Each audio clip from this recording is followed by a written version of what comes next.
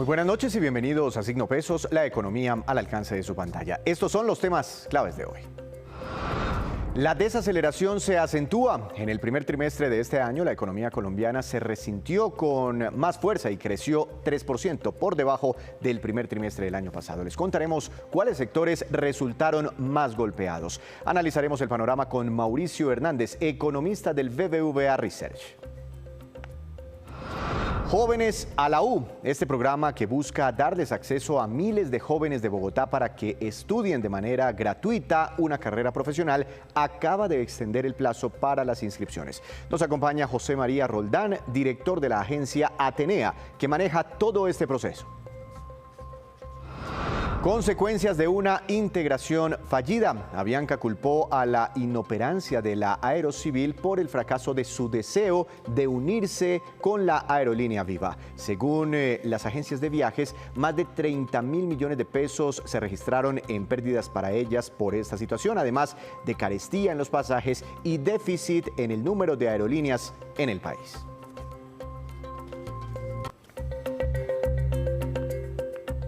Comenzamos esta emisión de Signo Pesos hablando del crecimiento de la economía colombiana para el primer trimestre de este año. El reporte fue revelado oficialmente por el DANE. Para analizar todas estas cifras, quiero saludar a esta hora de la noche al doctor Mauricio Hernández. Él es economista del BBVA Research en nuestro país.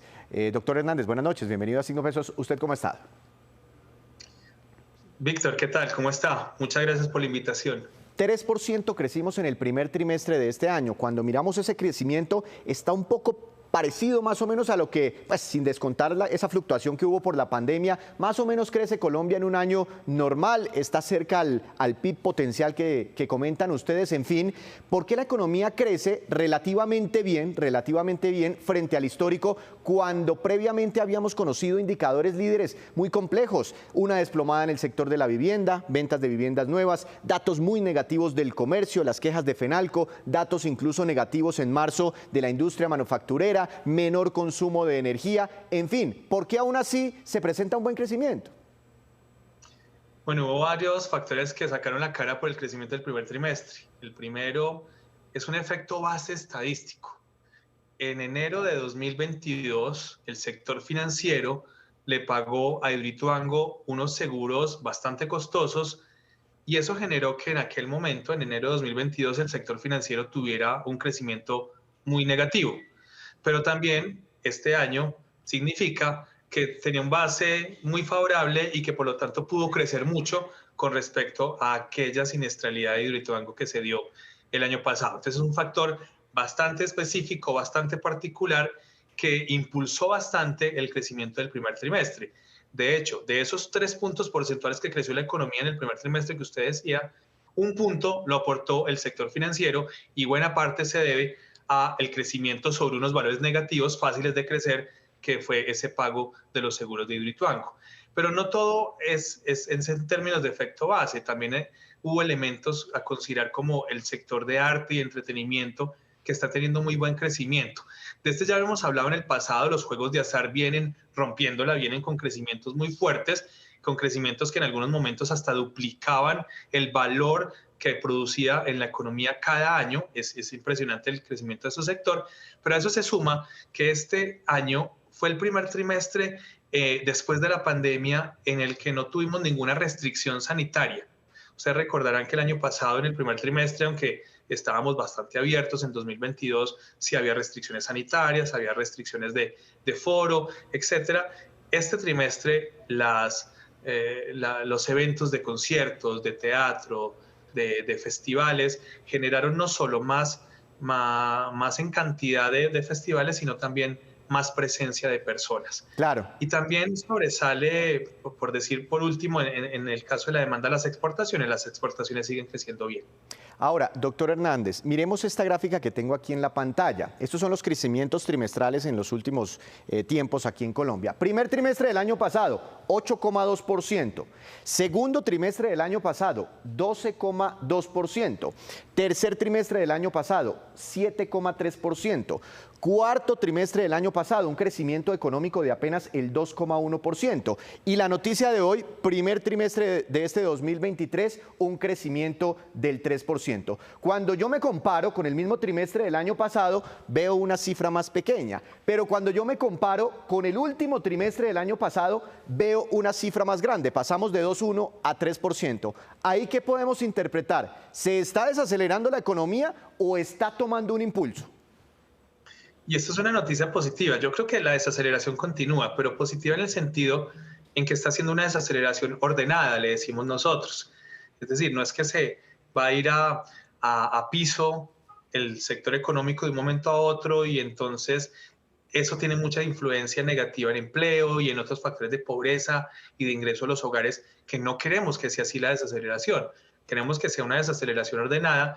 Y este primer trimestre, este resultado de 3% que usted menciona, da todas las señales que indican que va a ser una desaceleración en efecto ordenada y significamos con esto que se busca se tiene lo que busca el Banco de la República en términos de disminuir el consumo lentamente para que esto lleve a menor inflación y para que a futuro nos podamos recuperar más rápidamente. Esa es una recuperación ordenada y parece ser que vamos en ese sentido. Ahora, doctor Hernández, aquí tengo la composición del crecimiento económico por cada uno de los sectores que componen el Producto Interno Bruto. Ya me mencionaba usted las actividades financieras. Aquí la columna de la mitad me muestra la variación de este año, de este primer trimestre frente al mismo trimestre del año pasado, 22,8%. Las actividades artísticas, crecimiento del 18,7%. Pero de ahí para abajo los crecimientos parecieran muy tímidos. Y me llama la atención este tema. Administración Pública y Defensa, Educación y Salud, 4,3% el año pasado, 1,9% este año. ¿Se está desacelerando el aporte que hace el gobierno nacional al PIB, al crecimiento económico? Sí, y además se nota no solo en el que usted acaba de mencionar, que se nota bastante, sino también en obras civiles. Las obras civiles eran la gran esperanza de crecimiento de 2023, porque uno sabe que cuando terminan los periodos de los alcaldes y gobernadores, se ejecuta una mayor proporción del presupuesto de inversiones de esos 4 años de gobierno. Y esas obras civiles, al contrario, aceleraron la caída. Caían el 12% en diciembre y ahora caen al 14%. Están acelerando la caída y yo creo que este es un mensaje bien importante que le tenemos que dar a los alcaldes, a los gobernadores y en general a los gobiernos, y es que en un año de desaceleración económica que se veía venir y que se espera que siga dándose, es esencial que el gasto público sea elevado y sobre todo en cosas eficientes y productivas como obras civiles.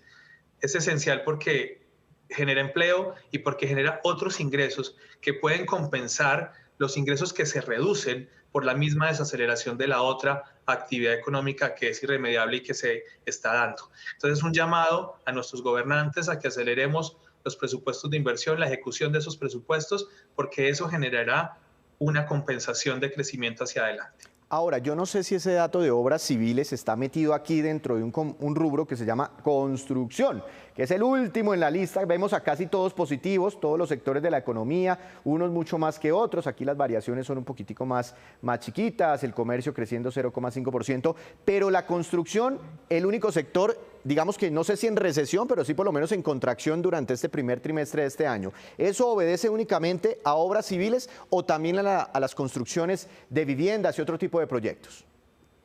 Así es, obedece exclusivamente a las obras civiles y por eso es tan importante el mensaje que acabo de dar. En efecto, la inversión en vivienda crece al 12%, la inversión en otros edificios residenciales como oficinas, locales, también está creciendo casi a 2 dígitos. Es las obras civiles las que está generando una caída del sector. Lo de vivienda hay que explicarlo y me tomo un segundo más en que esta vivienda que generó PIB en el primer trimestre de 2023 es una vivienda que se vendió hace un año o hace año y medio.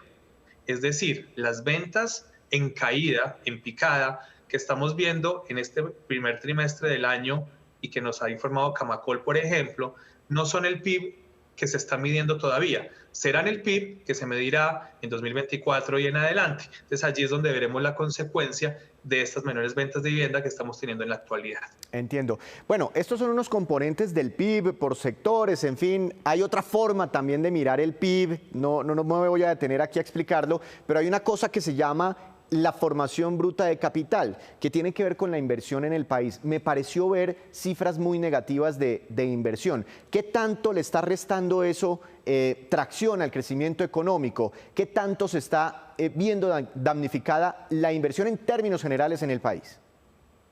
Muchísimo. La inversión fija cayó el 1% en el trimestre. Pero si a eso le agregamos que además se desacumularon inventarios que se cuentan dentro de la inversión bruta, tenemos que la inversión bruta cayó más de 10% en el primer trimestre en este país. Aquí hay una forma de interpretarlo y es que parece ser que los empresarios esperaban que la economía se desacelerara mucho más de lo que finalmente se desaceleró.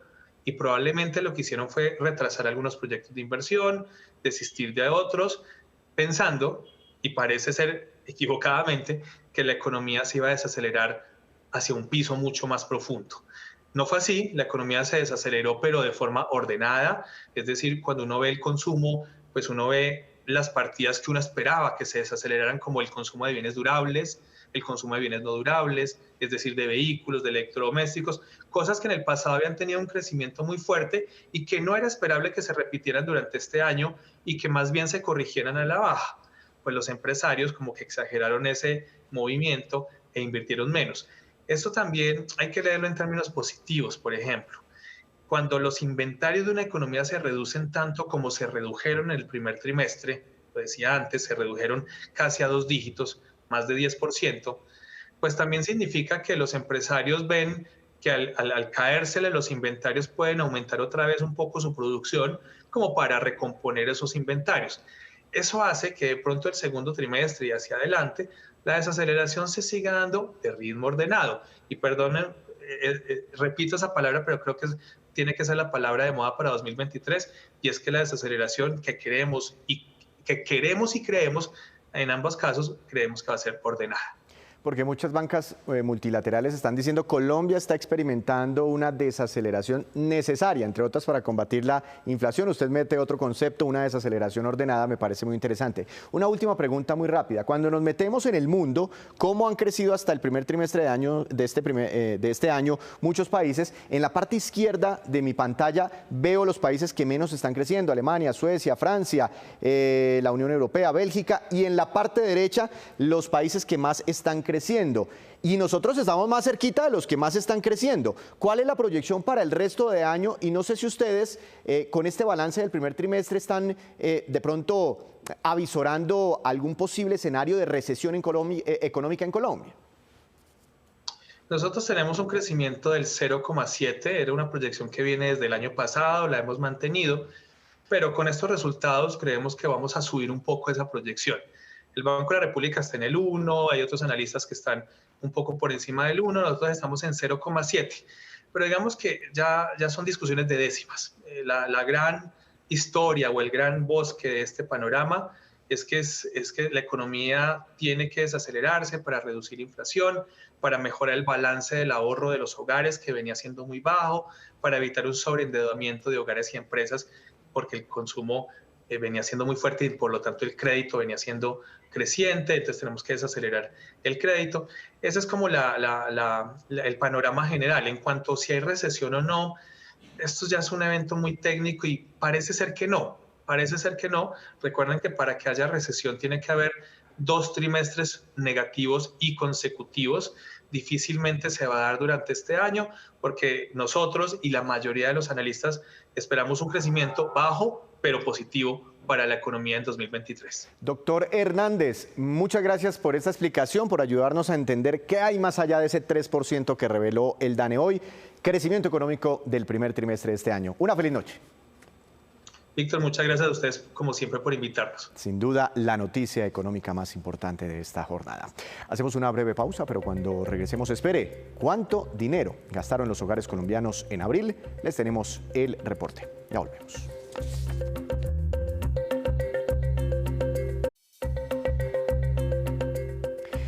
Regresamos a Signo Pesos. El sueño de muchos jóvenes es estudiar una carrera profesional, pero muchos no tienen los recursos suficientes. Es costoso. Por eso el programa Jóvenes a la U busca precisamente brindarles esa oportunidad, sobre todo a los más desfavorecidos. Doctor José María Roldán, director de la agencia Atenea, que maneja este programa en la capital de la República. Buenas noches, gracias por estar aquí en Signo Pesos. ¿Cómo le ha ido? Muy buenas noches, Víctor, y a todos los televidentes de Noticias Caracol. Antes de que me cuente la noticia, el anuncio que están realizando ustedes el día de hoy, ¿por qué no nos ayuda un poquitico con el contexto? ¿En qué consiste el programa Jóvenes a la U? Claro que sí, Víctor. El programa Jóvenes a la U es quizás la apuesta más grande y decidida de la Administración Distrital por brindar acceso a educación superior, formación técnica, tecnológica y universitaria a los jóvenes de la ciudad. Actualmente contamos con 25.000 jóvenes que ya están recibiendo una beca totalmente gratuita para cursar sus estudios de educación superior en el distrito y que adicional a la beca, también brindamos un apoyo de sostenimiento de un salario mínimo por semestre para que los jóvenes no tengan ninguna excusa de poder asistir a sus clases y de poder continuar su trayectoria educativa. Entonces, es un programa de acceso a educación superior donde brindamos becas totalmente gratuitas en más de 50 universidades de la ciudad. 50 universidades de la ciudad. ¿Pagan el primer semestre o toda la carrera? No, Víctor, el compromiso, una vez los jóvenes son beneficiados por el programa, es que se garantiza la cohorte completa. Es decir, en el caso de que sea una formación técnica o tecnológica de 2 o 3 años, se garantizan los 2 y los 3 años de matrícula. Y en caso de que sea una formación universitaria de 4 años o de 5 años, garantizamos la cohorte completa. Es decir, el joven no tendrá que pagar un solo peso mientras cursa sus estudios de educación superior y adicionalmente recibirá el apoyo de sostenimiento. Muy interesante, porque además pues, de la beca está este incentivo, el apoyo, porque a veces los muchachos no tienen ni cómo comprar, ¿no? Las cartulinas, los papeles, los computadores, las calculadoras para poder hacer efectiva la beca. Ahora, ¿este programa es único de la Alcaldía de Bogotá o tiene alguna participación del Gobierno Nacional? Y si los jóvenes que quieren aplicar pueden estudiar lo que quieran, no están limitados a ciertas carreras. Bueno, Víctor, un poco para contarte, la financiación del programa es totalmente de la Administración Distrital, de la Alcaldía Mayor de Bogotá, a través de la Agencia de Educación Superior para la Ciencia y la Tecnología, Atenea. No cuenta con recursos del Gobierno Nacional el programa en la actualidad. Sin embargo, hemos conversado también con el Gobierno Nacional para poder ver cómo los apoyamos en esa meta que tienen de 500.000 nuevos cupos. Pero el programa es totalmente financiado con recursos del distrito y también con apoyo de las universidades. ¿Y cualquier carrera? Sobre esa pregunta también es clave. Nosotros hoy tenemos un abanico en esta convocatoria, que es la quinta convocatoria, que es un poco la gran noticia. Tenemos 11.000 becas, 11.000 becas de acceso a educación superior, y ahí tenemos más de 900 programas en todas las áreas de conocimiento, un poco para que se hagan una idea. En 44 universidades que están participando en esta convocatoria, más de 900 programas, tanto de formación técnica, tecnológica, universitaria, en 44 universidades, están todas las áreas de conocimiento, todos los programas que ustedes se imaginen están ahí.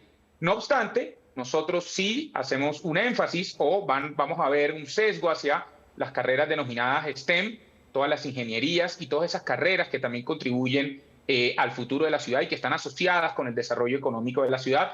Pero, como les digo, también ofertamos carreras tradicionales. Toda la oferta está en esta nueva convocatoria de Jóvenes a la U. ¿Quiénes pueden participar? No sé si haya limitaciones por nivel socioeconómico o por la edad del muchacho, de pronto si ha sido beneficiario de algún otro subsidio. No sé, ¿por qué no nos explica un poquitico más como los requisitos para poder aplicar a una beca de estas, que suena muy interesante?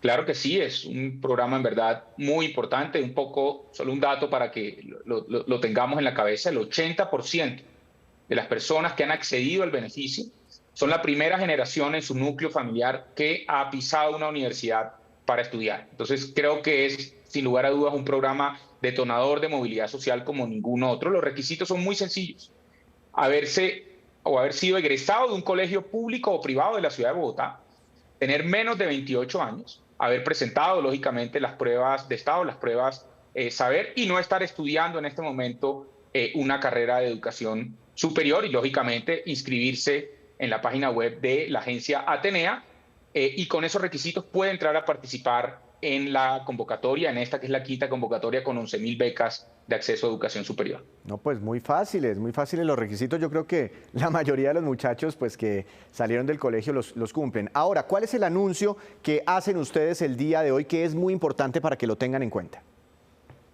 Un anuncio muy importante, la convocatoria está abierta desde el 2 de mayo. La convocatoria en primera instancia iba a cerrar el día de hoy, 15 de mayo, a medianoche.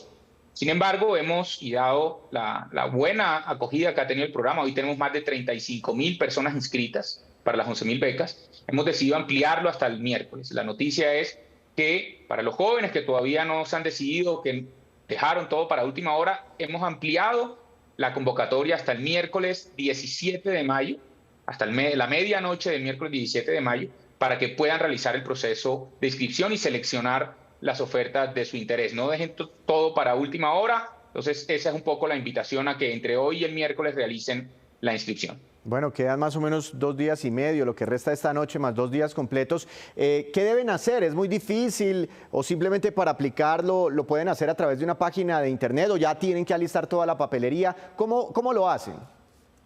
Es muy sencillo. Nosotros desde la agencia hemos hecho este proceso lo más sencillo posible. Simplemente ingresar a la página web de la agencia www.agenciaatenea.gov.co y ahí dan clic en la quinta convocatoria de jóvenes a la U. Tienen que llenar su hoja de vida, donde le piden los datos básicos de hoja de vida y así como el colegio donde fue egresado, los resultados de las pruebas saber. Y una vez finalice la hoja de vida, tiene que seleccionar a partir de los 900 programas que tenemos y de todos los cupos que tenemos, seleccionar las ofertas, los programas que sean de interés de los jóvenes. Una vez finalizado, ya queda inscrito y luego del 17 viene ya todo el proceso de selección de los jóvenes beneficiarios. Ahí yo creo que está el chicharrón, porque usted me acaba de decir que más o menos hay 11.000 cupos, si le entendí bien, y se han inscrito más de 30.000 jóvenes, y bueno, de aquí al miércoles seguramente después de esta entrevista se van a inscribir muchos más. ¿Cómo es la selección? ¿Cómo eligen un número reducido, claro que es muy importante, frente a un número mayor de personas interesadas en recibir estas becas? Claro que sí, Víctor. La convocatoria tiene unos términos de referencia donde cada joven va a puntuar dependiendo de distintos criterios. Uno, los resultados de las pruebas saber. Es importante, los jóvenes que tengan unos mayores resultados van a tener una puntuación mayor.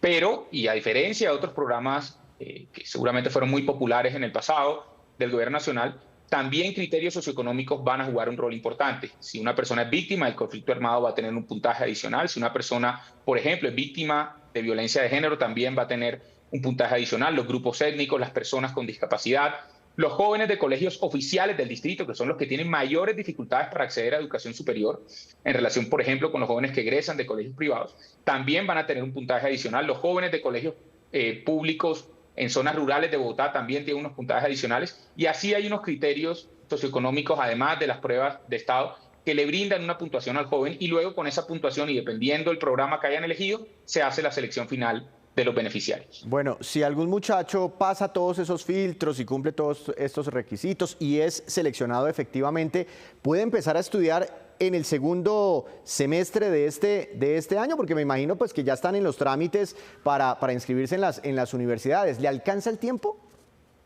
Claro que sí, la convocatoria de hecho sale en el mes de mayo, esperamos a mediados de junio publicar la lista de los elegibles y en ese mismo momento nosotros remitimos a nuestras universidades aliadas con quienes tenemos ya convenios el listado de los jóvenes beneficiarios, las universidades se ponen en contacto con los jóvenes y el joven que resulte beneficiario en esta quinta convocatoria, en julio de este año, estará estudiando totalmente gratuito en una universidad de la ciudad de Bogotá. Bueno, no, la gran diferencia entre estudiar y no estudiar, hay opciones que presenta la Administración de Bogotá. Muy interesante todo este tema y bueno, el llamado para que la gente tenga muy en cuenta. Hasta el miércoles, último plazo. Muchas gracias, doctor Roldán. Feliz noche. Feliz noche, Víctor. Jóvenes a la U en Bogotá. Hacemos otra breve pausa, pero ya les contaremos cuáles son los países que mayor y menor área forestal tienen y cómo está Colombia dentro de ese ranking. Ya les contamos.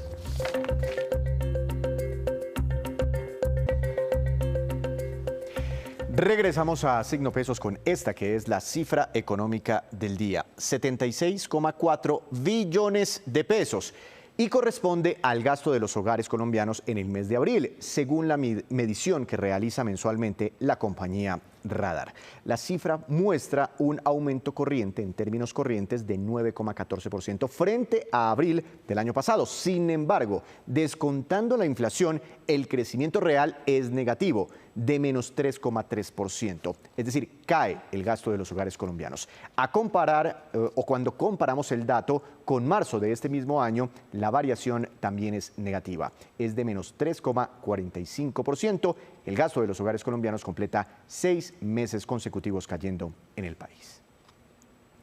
Y la fallida integración entre Viva y Avianca generó una polémica entre la Aeronáutica Civil y la aerolínea Avianca, mientras la entidad estatal dice que actuó conforme a lo que dice la ley en todo este proceso. Avianca señala que fue la Aerocivil la causante de que Viva quedara condenada a su desaparición. Veamos. En este comunicado, la Aeronáutica Civil explica que el trámite para tener una integración entre Viva y Avianca se hizo en los tiempos de ley para resolver los condicionamientos que al final Avianca rechazó. Pero las directivas de Avianca son contundentes al culpar a la Aerocivil por inoperante en todo este trámite. Como un lavado de manos. Técnicamente, lo que ellos propusieron hace que la línea aérea sea inviable. Pero Civil insistió en condicionamientos que hacen que Viva simplemente no pueda funcionar como una unidad económica, que Viva esté condenada a perder dinero para siempre y que Avianca, en caso de absorber a Viva y a sus obligaciones, también estaría en riesgo competitivo y operativo. Otros sectores perjudicados con este final en el fallido proceso de integración de Avianca y Viva son el turismo y las agencias de viajes. En diálogo con Caracol Ahora, la presidenta ejecutiva de ANATO, Paula Cortés, mencionó que las pérdidas superan los 30.000 millones de pesos. Al ver que Viva dice que ya pues también entra a liquidación, que devuelve los aviones, que los aviones estaban en leasing y todo lo demás, pues sí, realmente la preocupación para nosotros y para las agencias de viajes es muy grande. Pero la Aerocivil espera que otras aerolíneas de bajo costo puedan ingresar a Colombia. En el comunicado mencionan que actualmente existe una demanda creciente que atrae a otras empresas aéreas para suplir los espacios de oferta que deja Viva Air. Uno de ellos es JetSmart, que ya tiene diálogos adelantados con la autoridad aérea. Por parte de Avianca, también buscan suplir la demanda. Pero nosotros buscamos ser parte de la solución y en ese sentido nosotros ya estamos buscando aviones y vamos a buscar contratar personal para suplir estas rutas. La Aeronáutica Civil ha explicado que las aerolíneas deben velar por el programa de protección al usuario, ayudando a los miles de pasajeros que se vieron afectados por la desaparición de Viva y de Ultra. Y ahora nos vamos con estos que son los indicadores económicos que usted debe conocer siempre antes de irse a dormir. Dólar. Tasa representativa del mercado que regirá para mañana será de 4.506 pesos con 49 centavos. Cayó 57 pesos con 95 centavos. Petróleo Brent, de referencia para Colombia, subió 1,43%, se ubicó en $75 con 23 centavos por barril. El precio interno del café colombiano subió y quedó en promedio para mañana como precio de referencia a 1.932.000 pesos por carga. El índice MSCI Colcap de la Bolsa de Valores de Colombia tuvo una caída de 0,95%. La acción más valorizada, Nutresa, con una ganancia de 1,72%. La acción que más cayó fue la de ISA, retroceso de 4,05%. Y antes de despedirnos, los dejo con este dato. En el planeta, el área total ocupada por bosques llega al 31%. En Colombia, esa área es del 53% de nuestro territorio. En Surinam es del 97%, en Guyana llega al 93%, en Gabón es del 91%, pero en contraste, en Arabia Saudita es de apenas el 0,5%. En Egipto es del 0% prácticamente. Así terminamos por hoy. Los esperamos mañana con una nueva emisión y con toda la información económica que usted necesita saber. Esto es Signo Pesos, la economía al alcance de su pantalla. Que tenga una feliz noche.